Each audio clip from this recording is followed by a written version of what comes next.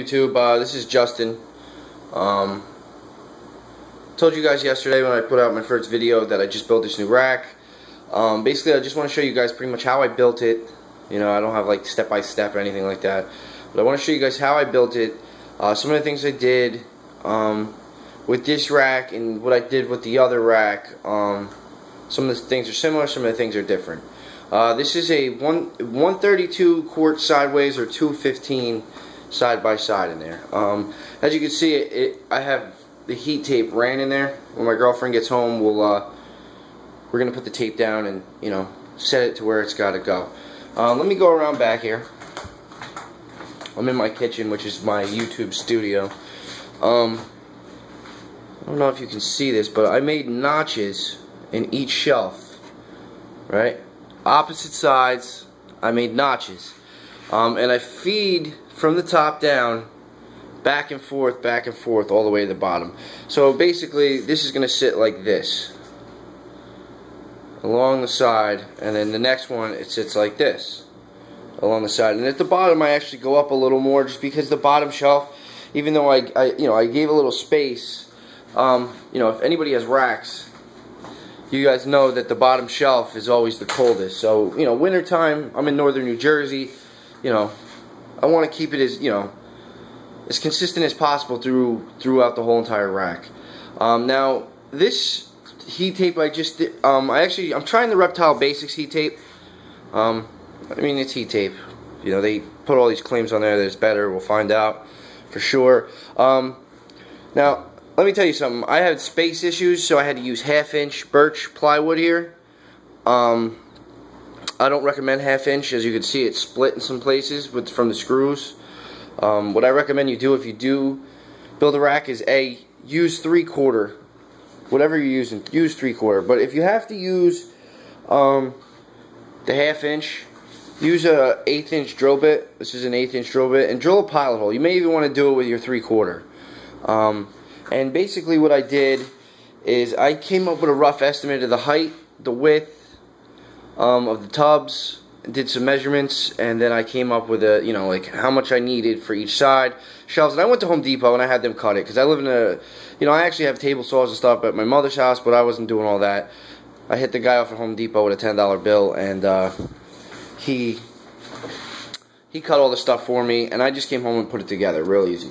So basically, some of the things you're going to need is, you know, I got some of this stuff over here. I use an impact gun, because at work, I got to buy my own tools, so I bought an impact gun, and then I also have a drill.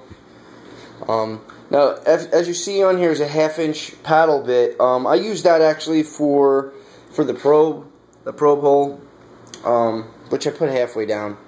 It seems to be working pretty good with that. Now this is pressure treated plywood. So actually, what I did, so that the top of the tub wasn't like against pressure treated plywood, I'll put it in the tub over here. I actually use plastic contact paper that's 99 cents a roll at Walmart, and it's clear. As you can see, I mean, probably not that well because my phone sucks, but you can't even see it, but there's actually a plastic coating here. So the humidity and stuff doesn't eat up the wood, whatever the case may be. Now, when I was putting the rack together, what I did with this one is basically I just shimmed up the tubs, laid the next shelf on top, and screwed it in. I used just regular drywall screws. These are an 1 5/8" drywall screws. Whatever, I got them at Home Depot. And somebody asked me on Facebook what I used as a spacer. I'm an iron worker in the city, so basically I put in big windows, stuff like that, and I use these 1/8 window shims at work all day, every day. Now, I know most people probably don't have access to stuff like this. I'm sure if you go to Home Depot, they have shims like this. It kept it consistent, and it came out, and it works fine. So that's what I used. Let me see what else I got here. Basically, also, when I put on the contact paper, I used this to smooth it out. I'm lying if I told you I did it by myself. My girlfriend helped me with that. She's going to help me with the tape, too, just so it comes out perfect.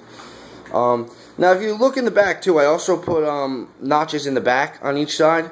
And basically I did that just for air exchange, just, to pull the air up. So, the back of the tub, I drill holes through the tubs that it's not stale air. And, basically that's it. The only other thing that I do is, this is the HVAC tape. Again, I don't pay for a lot of this stuff. I just steal it off the job. Not even steal it. I asked for it, and other trades on the job sites gave it to me. But I think it's like 12 bucks a roll. The only thing I can say to do is just try to keep it as close to the edge as possible, I mean, the heat does go through it, but, I'd rather have the tub sitting directly on the heat tape rather than the actual, that HVAC tape. So you're going to need some scissors, drill bits, pliers, tape measure, stuff like that. Again, if you need measurements for this specific rack, I got an actual diagram. It's pretty shoddy, and did it on an iPad, but it is what it is. Now, let me go in here real quick. This is the first rack I built, and if I get close up, you can actually see that I used a router on this one, and I actually routed grooves into the sides, and this is 3/4. This one, I mean, I did it like that, just specifically. I don't know, I just did it and it worked great. This one seems to be working great. I mean, it's pretty sturdy. When my girlfriend gets home, I'm going to go grab the back, tape this down, go get the back for it, and the rest of the tubs from Target. That's the other thing. For me, I go to Target and get the tubs. They seem to be the cheapest. Sometimes you go there and they're running deals and you get tubs for like $4. And the 15 quart is a 1753, and the 32 quart is, let me get the close up of it. Oh, a little too close. Is a 1755. Those are the tubs I use. I know that there's like Irish tubs, all different tubs. So whatever you do, you just same thing to build a rack. You just measure, get a gist of it, and again, I cut it extra long, the legs, the sides, so that it's not directly on the floor. The Boa Master rack I have actually that I'm selling for $100. Come get it out of my house. I actually have insulation underneath the bottom because it's so close to the floor. I mean, other than that, wherever you get your heat tape from, it comes with like insulators, and then they have a little bit of a different system. Some people have like squeeze things on to go through the heat tape. This one you actually need a hole punch. This is Reptile Basics. A hole punch, and you punch a hole through the heat tape, and then you at the end of the cord, where is it? This goes around almost like a grommet, whatever you want to call it, and then, or it's almost like a rivet too, and then you squeeze it, and that's it. And then you put these little rubber insulators over it, to cover up the metal. I mean, other than that, that's pretty much it. Like I said, half-inch was, I had problems with the half-inch, but due to space requirements, because I am in a pantry off my kitchen, I didn't have much of a choice. But this will be running tonight. The snakes will be living in this tonight, and then I'm going to take the other one out. If nobody buys it, I'll just keep it in my apartment, or put it at my mother's house for when I quarantine new animals and stuff. I mean, other than that, man, like, I build all my own stuff, and when I get a new apartment, I'll be building all types of stuff, monitor cages, whatever reptile I really buy. I just like to build my own stuff. It's a day building this stuff, and it's a hobby. I like to go full effect into it.